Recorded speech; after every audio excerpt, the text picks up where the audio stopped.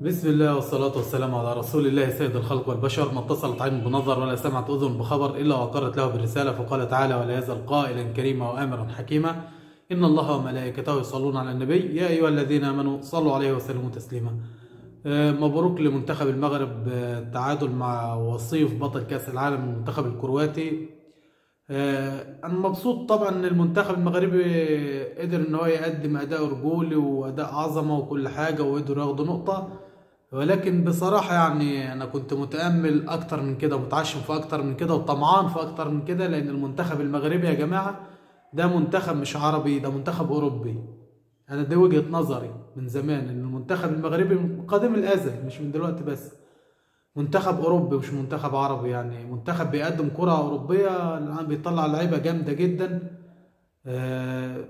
يعني كنت أتمنى طبعا إن هم يقدروا يحققوا الانتصار، بس الحمد لله على النقطة، وإن شاء الله اللي جاي أحسن. نقدر في الماتشين الجايين، ماتش بلجيكا وماتش كندا، إن احنا نقدر نعمل حاجة بإذن الله، ونقدر إن احنا نصعد بإذن الله بسهولة. ولكن هنتكلم عن بعض طبعا النقاط والكلام ده كله في المباراة النهاردة. أولا طبعا التحكيم، كان فيه مجاملة كبيرة طبعا المنتخب الكرواتي. لوكا مودريتش أقل حاجة كان يستحق إنذار، أقل حاجة في التدخلات النهارده. ومودريتش طبعا لعيب أسطورة، يعني ده حاجة مفروغ منها، أسطورة كرواتيا، أسطورة من أساطير العالم في خط النص، لعيب كبير جدا. لوكا مودريتش على المستوى الشخصي بحبه جدا، يعني أنا كواحد بشجع ريال مدريد أو حتى لو مش بشجع الريال، لوكا مودريتش من اللعيبة المحترمة جدا، من اللعيبة التقيلة جدا. 37 سنة وما زال يعني العطاء، تحس إن هو لسه عنده 20 سنة لوكا مودريتش في الملعب. طبعا كوفازيتش جنبه لعيب تقيل قوي في خط النص. هو اللي بيفرق في دايما في المباريات دي خط النص يا جماعه. طالما خط النص بيبقى قوي جدا، بتعرف انك تمسك المباراه، تعرف ان انت تستحوذ. على الجانب الاخر سيف الدين المرابط، اللعيبه اللي انا بعشقها، اللعيبه الرجاله جدا، الرجاله اللي هي يعني مهما كان ده ما بيشتكيش يا راجل، ما شاء الله عليه، يعني بيعافر وبيدوس على نفسه. فاكرين طبعا اصابته لما مضى تعهد على نفسه انه لو جرى له حاجه المنتخب ملوش اي دعوه. لعب وهو طبعا في مشكله معاه. لعيب كبير جدا، لعيب رجولي، بيفكرني باكرم توفيق كده، يعني اللعيبه دي بتلعب بروح وبتلعب بقلب. طبعا المنتخب المغربي تفاصيل بسيطه جدا هي اللي خلت يعني ايه فرص تضيع، حاجات من دي، نقل الكوره، الكلام ده كله، الميس باص، الاخطاء والكلام ده. طبعا احسن لاعب في المباراه اشرف حكيمي بدون جدال. طبعا اشرف حكيمي الراجل ما شاء الله عليه، ما شاء الله عليه، مستواه دايما بيبقى ثابت. بيقدم اداء في قمه الروعه، عنده زياده هجوميه حلوه جدا، كويسه جدا. الراجل بيعمل اللي عليه وزياده. حابب اتكلم برضو عن حكيم زياش. حكيم زياش يا جماعه يمكن الناس تختلف معايا شويه، حكيم زياش من افضل اللعيبه اللي بتلعب في منتخب المغرب، مش بتلعب في المنتخب، من افضل لعيبه المغاربه في الاونه الاخيره دي.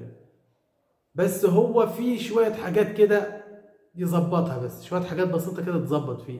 بحس ان هو يعني ما تعرفش متعالي على الكوره، عنده حته استكبار على كره القدم شويه، ما تعرفش، تحس ان هو نازل مش فارقه معاه. شفت انت اللي بيبقى مش فارق معاه كده، بحس ده فيه، يعني بحس كده في حكيم زياش يعني.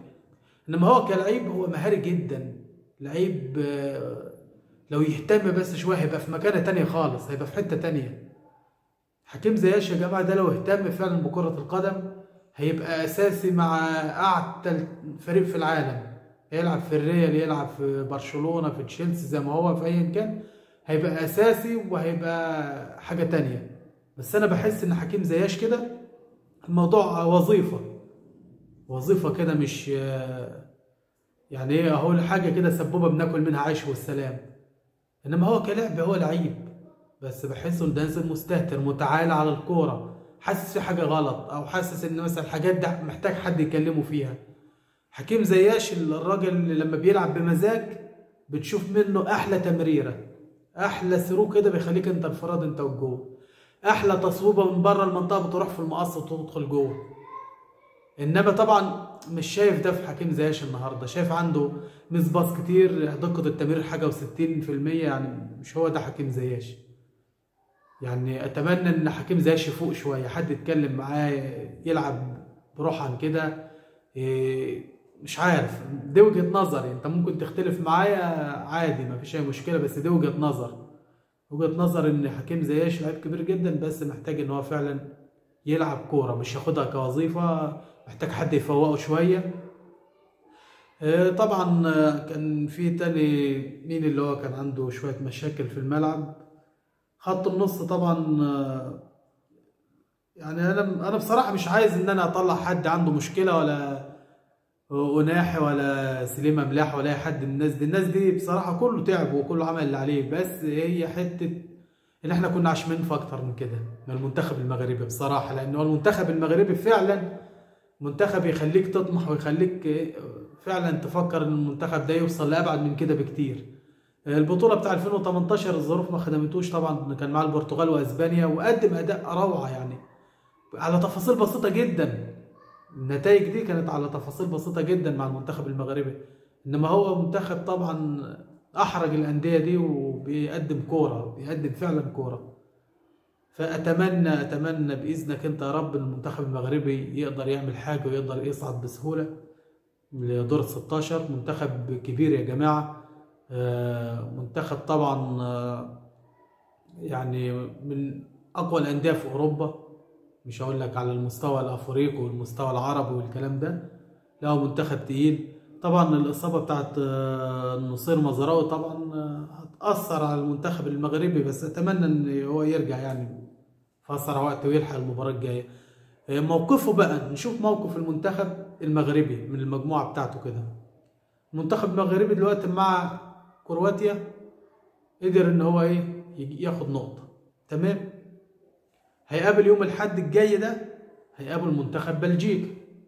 منتخب بلجيكا طبعا فريق حدث ولا حرج، يعني منتخب قوي، كيفن دي بروين بقى، لوكاكو مش عارف ايه، يعني حاجة كده، منتخب متكامل، ايدن هازارد. لكن المنتخب البلجيكا اللي شفناه في الودية بتاع مصر هي مش مقياس طبعا، لان المنتخب كان خايف على نفسه شوية، ما كانش بيلعب بروح قصاد المنتخب المصري، مش مقياس. ماتش مصر وبلجيكا اللي فزنا عليهم فيه ده مش مقياس. انما طبعا منتخب المغرب قادر ان هو يفوز على المنتخب البلجيكي، والله قادر، حتى لو المنتخب البلجيكي فايق وكل حاجه، منتخب المغرب قادر ان هو ايه يعمل عليه نتيجه كويسه، لان المنتخب البلجيكي مش منتخب ايه قوي بدنيا قوي زي منتخب الدنمارك كده ولا بتاع قصاد تونس والكلام ده كله.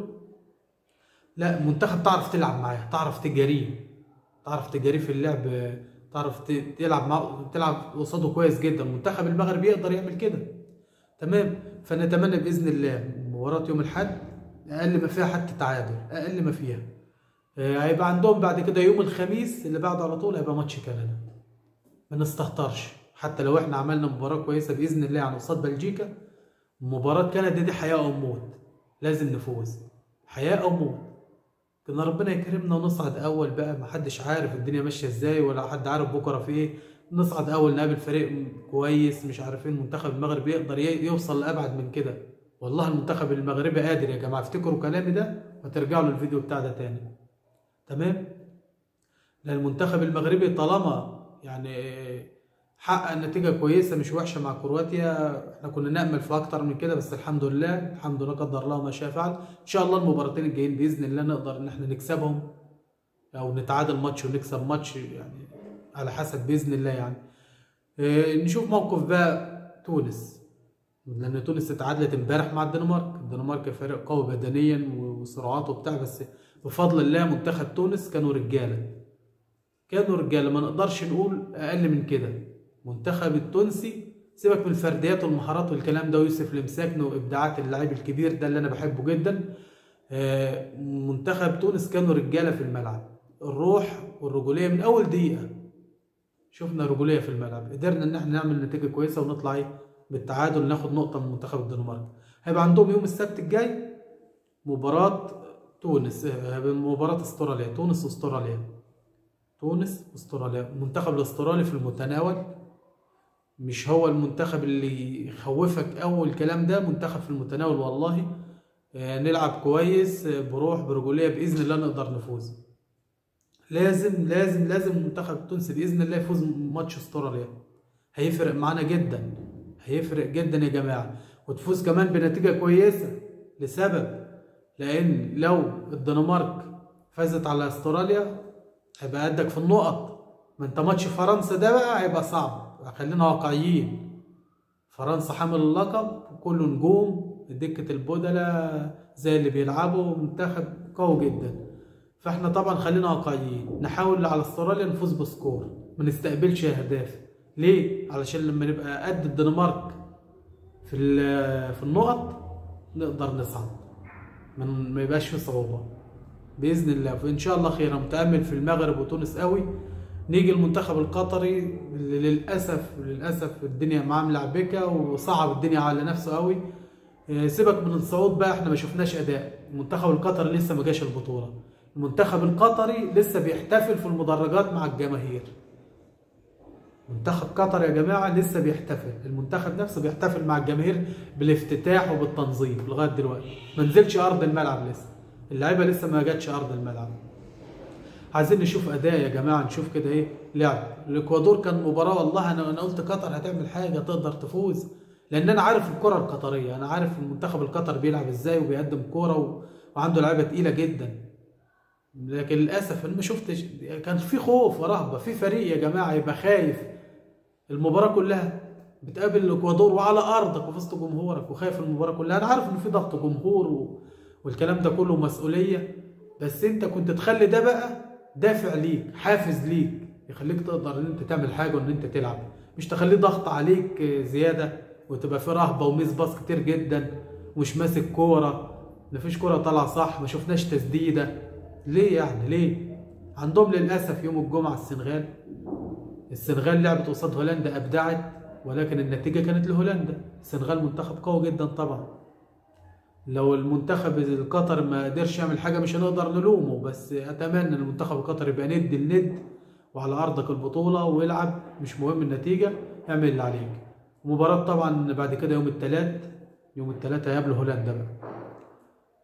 هولندا أنا مش شايف إن دي هولندا بتاع زمان، مش دي هولندا بقى بتاعت سيدورف وطبعا شنايدر وروبن. لا، مش شايف انا ده المنتخب الهولندي بتاع زمان. منتخب هولندا مش بنفس القوة. اتمنى ان احنا نقدر ان احنا نلعب مباراة كويسة قدام المنتخب الهولندي. والسعودية يعني بأمانة ربنا خلتنا ما نفقدش الامل، خلتنا بقينا دلوقتي يعني المنتخب القطري قادر، طالما المنتخب السعودي قدر يفوز على الارجنتين المرشح الاول للفوز بكاس العالم بنجومه دي كلها بيليه وميسي. فاحنا ليه قطر ما تقدرش تعمل حاجه قصاد هولندا يعني، ولا قصاد السنغال؟ فباذن الله المنتخب القطري قادر ان هو يعمل حاجه، وهنشوف كده باذن الله. نيجي المنتخب السعوديه، اول منتخب عربي فرحنا واسعدنا وتصدر مجموعته. المنتخب السعودي فاز على منتخب الارجنتين في مفاجاه طبعا ما كناش نتوقعها، احنا مش هنكذب على بعض يا جماعه. منتخب الارجنتين برضه يعني هتتوقع ازاي ان السعوديه تقدر تفوز على الارجنتين في اول مباراه في المجموعه؟ فبفضل الله المنتخب السعودي الفوز ده يخليه عنده دافع كبير جدا ان هو يدخل مباراه بولندا بتاع يوم السبت. بولندا طبعا مش هي الارجنتين، يقدر ان هو يعمل حاجه، وباذن الله نلعب برجوليه بس وبثقه زي ما لعبنا كده، نلعب الكره بتاعتنا الكره الجميله دي. وباذن الله هم عندهم ليفاندوفسكي قطع عنه ميه ونور، قطعنا عنه الميه والنور كده منتخب بولندا بقى عادي، ونقدر باذن الله ان احنا نفوز على المنتخب البولندي وكده نضمن الصعود باذن الله تعالى. تيجي المنتخب طبعا المكسيك يوم الاربعاء على طول بعده. منتخب المكسيك منتخب حلو، بيقدم كرة حلوه، عندهم حارس المرمى اللي بنشوفه في كل كاس عالم ده، مش عارفين له سن ولا عارفين له حاجه ابدا، وبيلعب ويتالق. منتخب المكسيك الكرة اللاتينية دي، الكرة دي طبعا كرة صعبة وكرة بيقدموا كرة جميلة، بس احنا عايزين ماتش بولندا نشد حيلنا فيه، ما ندخلش نفسنا بقى ماتش المكسيك لازم نفوزه. لا، احنا ما ندخلش نفسنا في المتاهة دي. انت كل ماتش له ظروفه، وفي لعيبة بتتصاب ولعيبة بتعمل، وطبعا ياسر الشهر اتمنى له السلامة يعني بإذن الله ويرجع قريب. انا ما اعرفش حجم اصابته بصراحة، الموضوع وصل لفين، لكن اتمنى ان هو يرجع، واتمنى المنتخب السعودي باذن الله متامل فيه خير جدا جدا، انه يقدر يعمل حاجه طالما فزنا على المرشح الاول للفوز بكاس العالم الارجنتين، ومنتخب بيقدم كوره وكل نجومه دي. فباذن الله قصاد بولندا نقدر ان احنا نحقق الفوز، ولا بديله غير الفوز. اديني بقول لكم اهو، مش عايزين تعادل، فوز باذن الله على منتخب بولندا. نيجي منتخب المكسيك يوم الاربع بعده نبقى مرتاحين، تبقى الدنيا ماشيه معانا ايه، مرتاحين كده والدنيا تمام التمام. دي مجرد كده بس ايه، احنا بنشوف الدنيا ماشيه رايحه فين وجايه منين، ونشوف موقف كل فريق عربي في المونديال. طبعا زي ما قلنا منتخب المغرب منتخب تونس يفوزوا مباراة من المباراتين الجايين، يفوزوا بس بنتيجة كويسة. ده قدامه كندا كويس، وده قدامه استراليا كويس، نفوز بنتيجة كويسة نحافظ على شباكنا، نبقى ضامنين ان احنا نصعد تاني. ده في أسوأ الحالات، في أسوأ الحالات. لكن انا متفائل خير باذن الله، لان المنتخبات بتلعب وتقدم وتعمل اللي عليها. مفيش المنتخب القطري بس باذن الله هيفوق، المنتخبات العربيه دي تخليه يفوق شويه كده ويلعب برجوله، نشوف كوره حلوه، مش مهم نتائج، بس باذن الله نشوف كوره كويسه.